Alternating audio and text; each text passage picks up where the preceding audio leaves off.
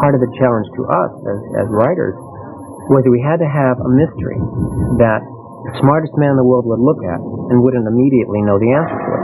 And it also had to be a mystery that once we figured out the answer, the people in the audience could also understand it without having to be lectured for about a half an hour.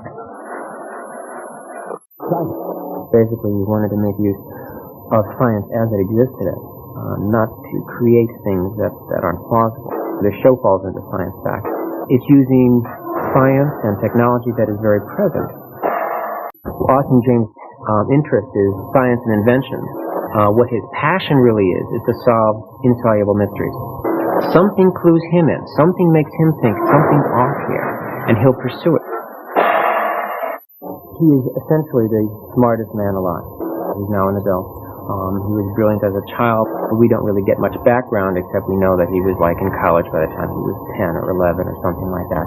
And he, as a result of being such an intellect, he finds it very difficult to exist in the world where everyone else does, and usually isolates himself. He's a scientist, he's an inventor, and as a result, he's most comfortable in what he calls his warehouse, which is really his laboratory.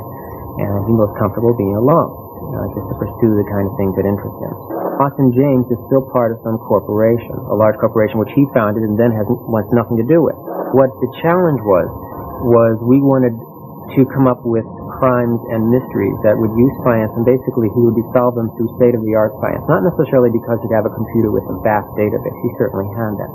But he would look at things and start wondering how could they have occurred?